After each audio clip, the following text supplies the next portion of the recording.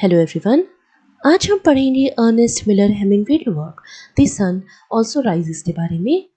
अगर आप हेमिंगवे की बायोग्राफी, वर्ड्स और उनके वर्ड्स की थीम्स जानना चाहते हैं तो डिस्क्रिप्शन में मेरे लास्ट वीडियो का लिंक दिया हुआ है जिसमें राइटर से जुड़े कुछ इंपॉर्टेंट पॉइंट्स बताए गए हैं। अब शुरू करते हैं आज का work. The sun also rises Ernest Hemingway का फर्स्ट मेजर नॉवल था जिसे सबसे पहले पब्लिश किया गया था अक्टूबर 1926 में यूनाइटेड स्टेट्स में स्क्रिबनर्स मैगजीन के द्वारा। इसके बाद लंदन में जोनाथन केप ने, जो कि एक लंदन पब्लिशिंग फर्म थी, इसे फिएस्टा टाइटल के अंदर पब्लिश कराया था। इसका जॉनरा था वॉर लिटरेचर। वॉर लिटरेचर में कैरेक्टर्स किसी न किसी तरह से वर्ल्ड वॉर से जुड़े हुए होते हैं। इस वर्क में भी कैरेक्टर्स की पोर्ट्रेयल में हमें वॉर के बिटर एक्सपीरियंसेस साफ दिखाई देते हैं।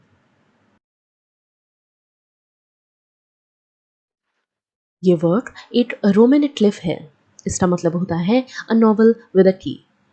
इस तरह के नॉवेल्स में हमें रियलिटी और फिक्शन का ब्लेंड दिखाई देता है।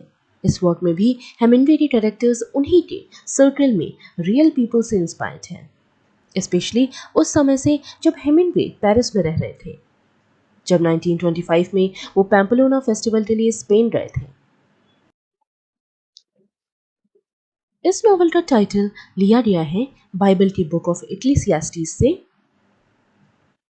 इस बुक में एक पैसेज है, the sun also ariseth and the sun going down. ये लाइन सिंपली ये शो करती है कि नेचर कांस्टेंट है, यानी ये किसी के लिए भी रुकती नहीं है, जबकि ह्यूमन बीइंग्स मॉर्टल हैं। इस नॉवल की होपलेस लॉस्ट जनरेशन को लाइफ का रियल मीनिंग समझ में नहीं आता है। वो अपनी छोटी सी दुनिया में खुश रहने की कोशिश तो करते हैं लेकिन रह नहीं पाते, और यही इसका एसेंस भी है।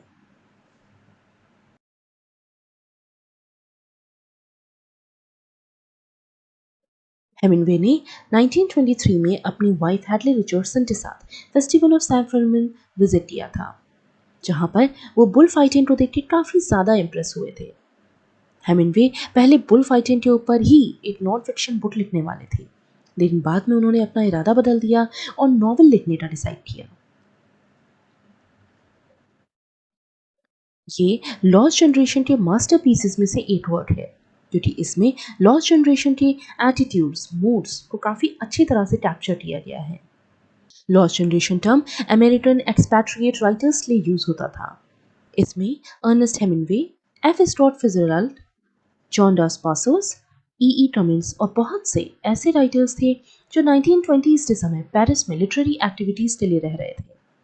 गर्ट्रूड स्टीन ने इस टर्म को कॉइन किया था, लेकिन इसे पॉपुलराइज किया हेमिंगवे की work the sun also rises के एपिग्राफ ने, जो कि था you are all a lost generation.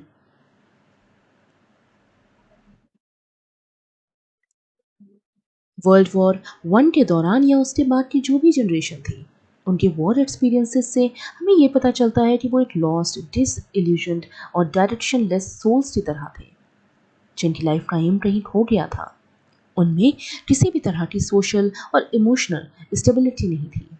Hemingway के अकॉर्डिंग वर्ल्ड वॉर वन ने उससे जुड़े हुए सभी लोगों को किसी न किसी तरह से हर्ट किया था, या तो फिजिकली, मेंटली, या फिर दोनों तरीके से। और यही थी द लॉस्ट जनरेशन। इस वर्क के स्ट्रक्चर में हमें 3 बुक्स देखने को मिलती हैं।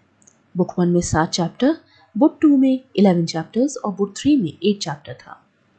अब जान लेते हैं इस वर्क के कैरेक्टर्स के बारे में। सबसे पहले कैरेक्टर आता है जेड बार्नस्टा। ये नॉवल का नरेटर है और नॉवल के स्टार्टिंग में वो एज अ एक्सपैट्रिएट शो किया जाता है पेरिस में। जेट ने वर्ल्ड वॉर वन में सर्व किया था, जिसके दौरान हुई एक इंजरी ने उसे इम्पोर्टेंट बना दिया था। ये अपनी रिकवरी के दौरान अपनी नर्स लेडी ब्रेट एशले से प्यार करने लगता है, लेकिन अपनी कंडीशन की वजह से दोनों का रिलेशनशिप कभी भी सही नहीं रहता। लेडी ब्रेट एशले ये भी लॉस्ट जनरेशन को रिप्रेजेंट करती हैं। वॉर के दौरान जब वो मिलिट्री हॉस्पिटल में एज अ नर्स काम कर रही थी, तभी उनके हस्बैंड के साथ रिलेशनशिप्स कुछ सही नहीं थे। उनका हस्बैंड उनके साथ काफ़ी ज़्यादा इल बिहेव करता था और इसी वजह से वो उससे डाइवोर्स ले लेती हैं। वो एक फ्री स्पिरिट वाली लेडी थी जिसे मेल अटेंशन गैदर करना काफ़ी अच्छा लगता था। वो चाहती थी कि लोग उसके आसपास घूमते रहें। इसके बाद डायरेक्टर आता है रॉबर्ट कोहेन का। ये एक बॉक्सर और राइटर था। पूरे नॉवल में यही एक ऐसा डायरेक्टर है जिसने वॉर में कभी भी सर्व नहीं किया था। बिल गॉटन ये जेड का एक बहुत ही अच्छा दोस्त था। पूरे नॉवल में उसके कैरेक्टर के थ्रू राइटर ह्यूमर और कॉमिकल एलिमेंट्स का टच डालना चाहते हैं। अगला इंपॉर्टेंट कैरेक्टर आता है पेड्रो रोमेरो का। ये 19 साल का young good looking bull fighter था जिसे जेड भी अप्रिशिएट करता था। ब्रेट इससे प्यार करने लगती है, लेकिन जब वो ब्रेट को एक ट्रेडिशनल वुमेन की तरह ट्रांसफॉर्म करना चाहता था तभी वो उससे ब्रेकअप कर लेती है। नेक्स्ट कैरेक्टर है मोंटोया का। ये पैम्पलोना के उस होटल का ओनर था जहां पर जेड अपने फ्रेंड्स के साथ रह रहा था। वहां पर बेस्ट बुल फाइटर्स भी स्टे करते थे और उसे इसी बात पर गर्व था कि उसके होटल में बेस्ट बुल फाइटर्स रहते थे। अब शुरू करते हैं इस नॉवल की स्टोरी बुक 1 से। सबसे पहले हमें नरेटर जेड बार्न्स दिखाई देता है जो कि डिस्क्राइब करता है अपने जूइश फ्रेंड और ऑथर रॉबर्ट कोहेन के बारे में। रॉबर्ट कोहेन जो कि प्रिंसटन यूनिवर्सिटी में एक मिडिल वेट बॉक्सिंग चैंपियन था, उसके बारे में जेड बात करता है। कोहेन अभी अभी पेरिस आया था अमेरिका से। वहां पर वो अपने नॉवल को प्रमोट कर रहा था।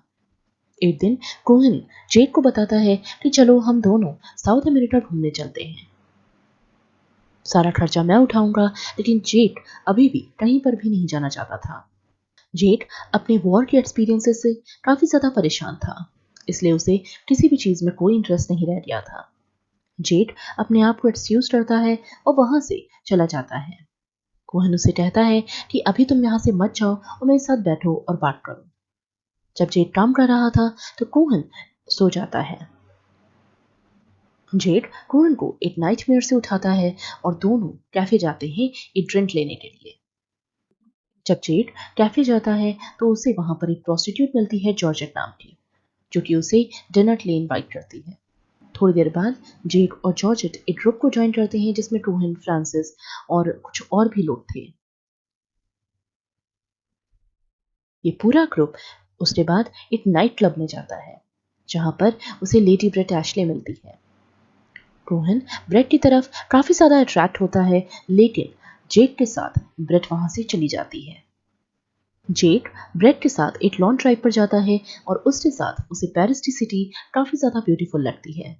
जेड उसे किस करने की कोशिश करता है, लेकिन वो उसे मना कर देती है। इस बात से ये तो साफ दिखाई देता है कि दोनों के बीच में प्यार था, लेकिन कुछ ऐसा भी था जो उन दोनों के रिलेशनशिप में हिंड्रेंसेस डाल रहा था।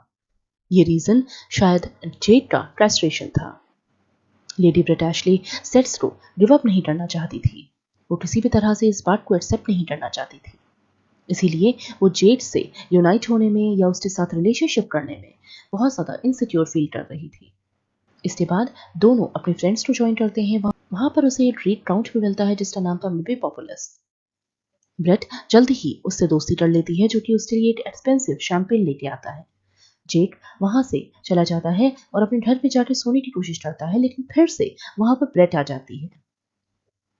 दोनों ने एक साथ ड्रिंक किया और ब्रेट उसे बताती है कि काउंट ने उसे अपने साथ घूमने के लिए इनवाइट किया है। जेड फाइनली उसे अपने घर भेज देता है। अगली मॉर्निंग जेड जब काम पर गया था तो कोहन उसका वेट कर रहा होता है ऑफिस में। जेड कोहन से पूछता है कि क्या तुमने लास्ट नाइट एंजॉय किया था। कोहन इस बात का जवाब देता है और कहता है कि नहीं। कोहन जेड और ब्रेट की रिलेशनशिप के बारे में इंक्वायर करता है। दोनों के बीच में छोटी सी फाइट होती है, लेकिन दोनों जल्द ही पैचअप कर लेते हैं और कोहन कहता है कि जेड उसका बहुत अच्छा दोस्त है। इसके बाद उस दिन के लिए दोनों अलग हो जाते हैं।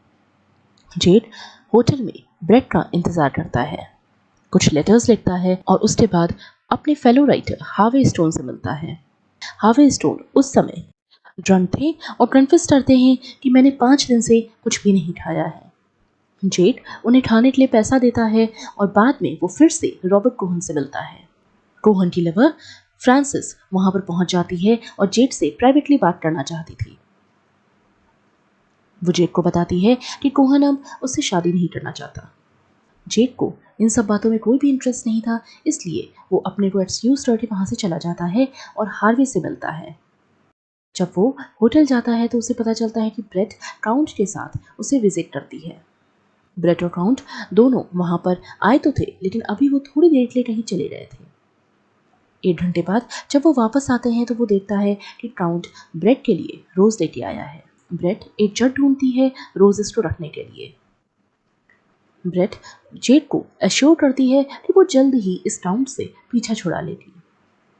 वो कहती है कि मैंने काउंट को एक शैंपेन लेने के लिए वापस भेज दिया है।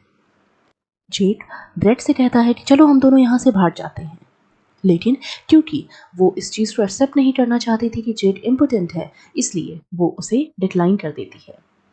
वो उसे बताती है कि अब वो उससे कभी नहीं मिलेगी। वो जा रही थी सैन सेबेस्टियन, क्योंकि उसके लिए जेड के साथ रहना बहुत ज़्यादा डिफिकल्ट था।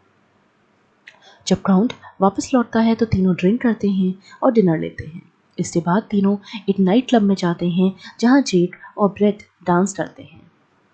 जेड उसे उसके घर छोड़ता है और उसके बाद दोनों अलग हो जाते हैं। यहीं पर बुक 1 खत्म होती है। इसके बाद आती है बुक 2। जेड ने बहुत दिनों से ब्रेट और कोहन को नहीं देखा था। जेड एक ट्रिप प्लान करता है स्पेन जाने की। वो अपने साथ अपने फ्रेंड बिल गॉटन को भी ले जाना चाहता था।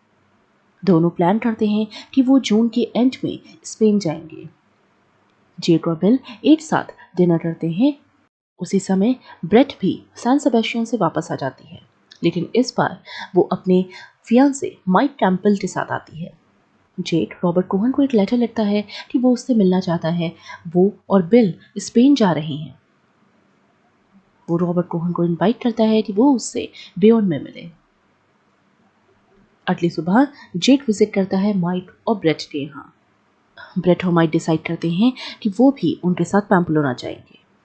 जेड और बिल वहां से निकल जाते हैं स्पेन के लिए ट्रेन से। इसके बाद स्टेशन पर ही उन्हें कोहन मिलता है। उसके बाद उन्होंने एक कार हायर की जिससे वो पैम्पलोना पहुंच जाते हैं। लंच के समय कोहन बिल के साथ एक बेट लगाता है कि ब्रेट और माइक वहां पर बिल्कुल नहीं आएंगे। उन दोनों को वहां पर शाम की ट्रेन से पहुंचना था, लेकिन कोहन को पूरा यकीन था कि वो दोनों इस ट्रिप को ज्वाइन नहीं करेंगे। जेड और कोहन रेल रोड स्टेशन की तरफ जाते हैं इस होप में कि ब्रेट और माइक वहां पे आ जाएंगे, लेकिन जब वो वहां नहीं आते तो ये साफ हो जाता है कि कोहन अपनी बेट जीत गया है और उसने सही ही कहा था। इसके बाद जेड अपने फ्रेंड बिल के साथ बर्गिड जाता है फिशिंग के लिए। वहां पर उन्हें एक लोकल्स का ग्रुप मिलता है उसी बस में, जिन्हें बास्ट भी कहते थे। अगली सुबह जेड जल्दी उठ जाता है और फिशिंग के लिए वर्म्स खोजने लगता है। ब्रेकफास्ट के बाद बिल और जेड दोनों फिशिंग के लिए जाते हैं। उन्होंने वहां पर बहुत ज़्यादा इंजॉय किया, वाइन पी और वॉर के समय अपनी फ्रेंड्स को याद किया। फाइनली उन्होंने डिसाइड किया कि चलो हम दोनों एक नैप ले लेते हैं। बिल जेड से पूछता है कि क्या तुम्हें कभी भी ब्रेट से प्यार था? जेड एडमिट करता है कि हाँ, वो उससे सच्चा प्यार करता था। जेक और बिल को माइक और कोहन की तरफ से कुछ टेलीग्राम्स मिलते हैं जिसमें वो उन्हें पैम्पलोना में वापस बुलाते हैं। जब वो पैम्पलोना वापस जाते हैं तो अपने होटल के ओनर मोंटोया से बात करते हैं। वो उससे बोलते हैं कि क्या उनके फ्रेंड्स 1 दिन पहले वहां पर पहुंच चुके हैं। मोंटोया जेक का काफी टाइम से वेट कर रहा था। वो जेक को काफी ज्यादा पसंद करता था। हर बार वो उसे बेस्ट रूम ऑफर करता था। उसे मालूम था कि जेक एक एफिशनाडो है। एफिशनाडो वो पर्सन होता है जिसे बुल फाइट्स में काफी ज्यादा इंटरेस्ट होता है। जनरली ये समझा जाता था कि अमेरिकन्स को बुल फाइटिंग के बारे में कुछ भी पता नहीं होता है, लेकिन क्योंकि जेक एक एफिशनाडो था, उसे काफी ज्यादा अच्छी नॉलेज थी बुल फाइटिंग के बारे में। जेक एक एक्सेप्शन था और इसीलिए मोंटोया उसे पसंद करता था। जेक और बिल ब्रेट, माइक और कोहन से कैफे में मिलते हैं। वो सब एक दूसरे से फिशिंग के बारे में डिस्कस कर रहे होते हैं। ब्रेट ट्राई करती है कि माइक उन सबको एक वॉर स्टोरी सुनाए। इसके बाद सभी बुल्स को अनलोड होते देखते हैं। सभी ने इसके बाद एक प्लीजेंट डिनर साथ में किया, लेकिन जेड की हालत कुछ सही नहीं थी। उसे रात में नींद नहीं आ रही थी। उसके दिमाग में काफी सारे थॉट्स थे। नेक्स्ट डे से पेम्पलोना में 2 दिन तक चलने वाला फिएस्टा शुरू होने वाला था। 6 जुलाई संडे को फिएस्टा शुरू हो जाता है। सारी चीजों का दाम बहुत ज्यादा बढ़ जाता है। शॉप्स में, चर्चेस में लोगों की लाइन दिखती है। हर जगह डांसर्स थे, म्यूजिशियंस थे। एक डांसर्स के क्राउड ने वाइन शॉप में ब्रेड को घेर लिया। वो इस तरह से उसे घेर कर डांस करने लगे जैसे वो उन सबके लिए एक आइडल हो। अगले दिन सभी तैयार होकर बुल फाइटिंग देखने जाते हैं। ब्रेट थोड़ी सी नर्वस थी वायलेंस को लेकर। हालांकि कोहेन के ऊपर इसका कोई भी असर नहीं पड़ रहा था। वो तो बस ये सोच रहा था कि ऐसा ना हो कि कहीं मैं बोर हो जाऊं। अब आता है इस वर्क का तीसरा सबसे इंपॉर्टेंट कैरेक्टर, जो था पेड्रो रोमेरो। मोंटाया इंट्रोड्यूस करता है उन सबको एक 19 साल के बुल फाइटर से जिसका नाम था पेड्रो रोमेरो। जेड पेड्रो रोमेरो को देखकर ही समझ जाता है कि वो बहुत अच्छा बुल फाइटर है और वो बहुत ज़्यादा गुड लुकिंग था। जेड रोमेरो से काफ़ी ज़्यादा इम्प्रेस हो जाता है। अगले दिन रोमेरो बहुत अच्छा परफॉर्म करता है रिंग में। ब्रेट उसको देखकर काफ़ी ज़्यादा अट्रैक्ट हो जाती है उसकी तरफ। जेड ब्रेट को बुल फाइटिंग के सारे एक्शंस एक्सप्लेन करता है और ये भी बताता है कि आखिर रोमेरो इतना ज़्यादा स्किल्ड और एलिगेंट क्यों है। उसी समय ब्रेट का फियांसे माइक ये जोक करता है कि शायद ब्रेट रोमेरो के साथ प्यार में पड़ गई है, लेकिन वाकई में ब्रेट एक्सेप्ट करती है कि हाँ, वो रोमेरो से प्यार करने लगी है। जेड उसे समझाता है कि ऐसा मत होने दो, लेकिन वो कहती है कि वो ऐसा रोक नहीं सकती, वो अब कुछ भी नहीं कर सकती। जेड रोमेरो को अपने साथ बैठने के लिए टेबल पर बुलाता है और ब्रेट के साथ उसे अकेला छोड़ के वहां से चला जाता है। जब 20 मिनट बाद वो वापस आया, उसने देखा कि रोमेरो के साथ ब्रेट कहीं चली गई है। उसी रात कोहन जेक और माइक को इंटरप्ट करता है और उनसे पूछता है कि आखिरकार ब्रेट है कहाँ पर। माइक कहता है कि वो रोमेरो के साथ वहां से चली गई है। कोहन जेक को एक पिंप बुलाता है। उसके बाद दोनों के बीच में बहुत बुरी फाइट होती है, लेकिन बाद में जब जेक होटल जाता है तो वो देखता है कि कोहन रो रहा था। कोहन जेक से कहता है कि मुझे माफ कर दो, मैंने बहुत गलत किया। इसके बाद वो उससे कहता है कि वो वहां से हमेशा के लिए चला जाएगा। जेक उससे गुड बाय कहता है और सोने के लिए चला जाता है। अगले दिन जेक को ट्विटर के थ्रू पता चलता है कि माइक और बिल ऑलरेडी स्टेडियम में बुल फाइटिंग देखने के लिए पहुंच चुके हैं। जब वो वहां जाते हैं तो उन्हें पता चलता है कि बुल फाइटिंग के दौरान एक अग्रेसिव बुल ने एक मैन पर अटैक कर दिया था। वो अटैक इतना बुरा था कि उस आदमी को अपनी जान गंवानी पड़ी। वो लास्ट डे था फिएस्टा का। माइक एज यूजुअल काफी ज्यादा ड्रंक था। उसे ब्रेट और रोमेरो के अफेयर के बारे में पता चल गया था, इसलिए वो काफी ज्यादा डिस्टर्ब था। इसके बाद जेक और ब्रेट एक कैथेड्रल में जाते हैं प्रे करने के लिए कि सारी चीजें सही हों और रोमेरो को कोई भी दिक्कत ना हो। लेकिन वहां पर वो थोड़ा सा अनकंफर्टेबल हो जाती है। इसके बाद जेक, ब्रेट और बिल बुल फाइट अटेंड करते हैं, जिसमें रोमेरो उसी एग्रेसिव बुल को मार डालता है और मोमेंटो के लिए ब्रेट को उसका ईयर प्रेजेंट करता है। इसके बाद सभी खाना खाते हैं। जेक और बिल साथ में खाना खा रहे होते हैं, तभी माइक उन्हें बताता है कि ब्रेट रोमेरो के साथ वहां से चली गई है। बिल, जेक और माइक एक फाइनल ड्रिंक शेयर करते हैं, लेकिन फिर भी जेक को बहुत अकेलापन महसूस होता है। वो सोचता है इट सीम्ड एज दो अबाउट 6 पीपल वर मिसिंग। और यहीं पर बुक 2 खत्म होती है। इसके बाद आती है बुक 3। इस बुक में सिर्फ 8 चैप्टर होता है। इस बुक में ये दिखाया जाता है कि फिएस्टा ओवर हो चुका है। माइक, बिल और जेक एक कार रेंट करते हैं पेम्पलोना से जाने के लिए। तीनों एक लास्ट टाइम एक जगह पर रुकते हैं जहां पर वो गैम्बल करते हैं।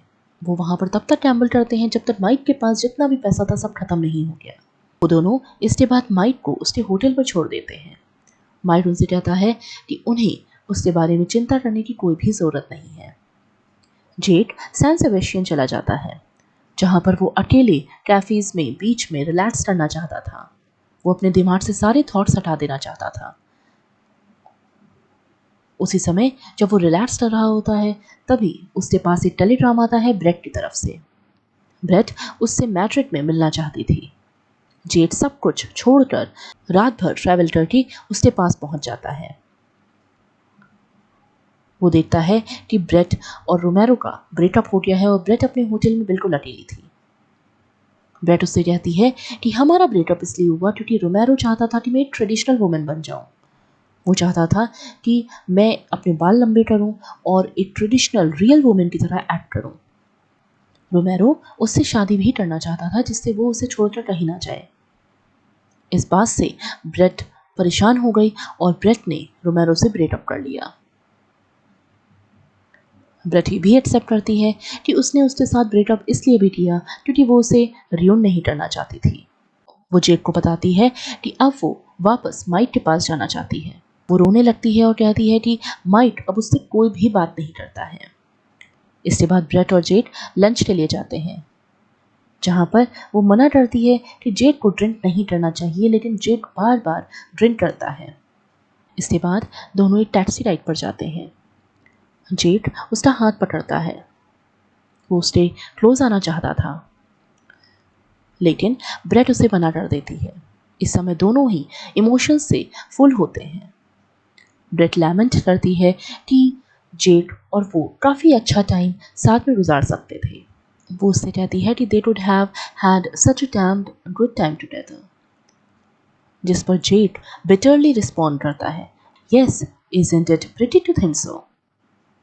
जेक का ये स्टेटमेंट क्लियरली शो करता है कि वो अब ब्रेट पर भरोसा नहीं करता था।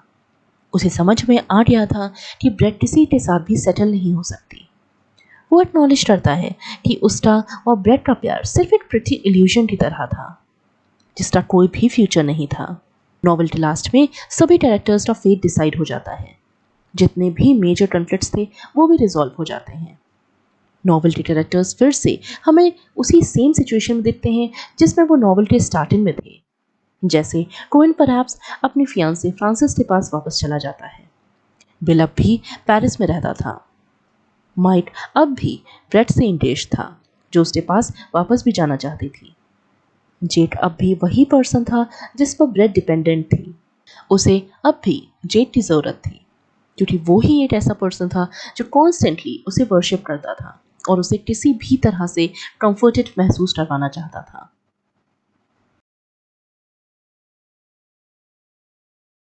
अब देख लेते हैं इस वर्क में हमें कौन कौन सी थीम्स देखने को मिलती हैं। सबसे पहली थीम आती है द लॉस्ट जनरेशन। ये इस नॉवेल की मेजर थीम है जो हर एक कैरेक्टर को जस्टिफाई करती है। सभी एक लॉस्ट डिसइल्यूशन्ड डायरेक्शनलेस सोल्स की तरह थे जिनकी लाइफ का एम कहीं खो गया था। उनमें किसी भी तरह की सोशल और इमोशनल स्टेबिलिटी नहीं थी। उन्हें पास्ट, प्रेजेंट और फ्यूचर में डिमार्केशन करने में दिक्कत होती है। जेक की इम्पोर्टेंस एक्चुअल में पोस्ट वॉर एज की डिसेबिलिटी और डिटेरिएशन को पोर्ट्रे करती है। अगली थीम है डिससेटिस्फैक्शन और एस्केपिज्म की। इस नॉवेल के कैरेक्टर्स में हमें डिससेटिस्फैक्शन और एस्केपिज्म साफ दिखाई देता है। सभी कैरेक्टर्स पूरे नॉवेल में ट्रुथ से भागते हुए दिखाई देते हैं। अपनी कंट्री में ना रहकर वो एक्सपैट्रिएट्स की तरह लाइफ जी रहे थे। वो जहाँ कहीं भी जाते हैं उन्हें पीस और प्लेजर के लिए काफ़ी ज़्यादा स्ट्रगल करते हुए देखा जा सकता है। वो इससे स्टेप करने के लिए अल्कोहल का यूज़ भी करते हैं। जैसे जेक, बिल, माइक और ब्रेट सभी एक्सेसिव ड्रिंकिंग करते थे। कोई भी अपनी फीलिंग्स को किसी के भी सामने डिस्क्लोज नहीं करना चाहता था। अगली थीम है आइडेंटिटी। हेमिंग्वे के कैरेक्टर्स अपनी रियल आइडेंटिटी को छुपाते हैं। बाहर से लगता है कि सभी कैरेक्टर्स बहुत खुश हैं, कॉन्फिडेंट हैं, लेकिन इंटरनली सभी एक तरह के डीप डिप्रेशन और एंजाइटी को फेस कर रहे थे। नेक्स्ट थीम है मेन एंड मैस्कुलिनिटी। इस नॉवल के सेंट्रल मेल कैरेक्टर्स एक तरह का कॉम्पिटिटिव एटमॉस्फेयर क्रिएट करते हैं। उनमें हमें राइवलरी और आर्गुमेंटेटिव ट्रेट्स भी दिखाई देते हैं। लास्ट थीम है सेक्सुअलिटी और बुलफाइटिंग की। बुलफाइटिंग और सेक्सुअलिटी की थीम एक दूसरे के पैरेलल दिखाई देती हैं। इस वर्क में Brett as a bull fighter represent की जा सकती है और मेल कैरेक्टर्स बुल को रिप्रेजेंट करते हैं। जिस तरह बुल फाइटर बुल से फाइट करने के लिए उसे अपनी तरफ अट्रैक्ट करता है, उसी तरह ब्रेड भी मेल कैरेक्टर्स के लिए सेंटर ऑफ अट्रैक्शन है। एंड में रोमेरो की सिचुएशन भी उस स्ट्रॉन्ग और एग्रेसिव बुल की तरह हो जाती है जिसे एक स्टिल्ड बुल फाइटर यानी खुद रोमेरो ने मार दिया था। उसी तरह अब रोमेरो भी ब्रेड से हार जाता है और लास्ट में फाइनली दोनों का ब्रेकअप हो जाता है। तो ये थी द सन ऑल्सो राइजेस की पूरी स्टोरी और उसकी थीम्स। आई होप आपको ये नॉवल समझ में आया होगा। अगर आपको ये वीडियो अच्छा लगा हो तो please do like, share and subscribe to my channel in lit shelf. Thank you so much.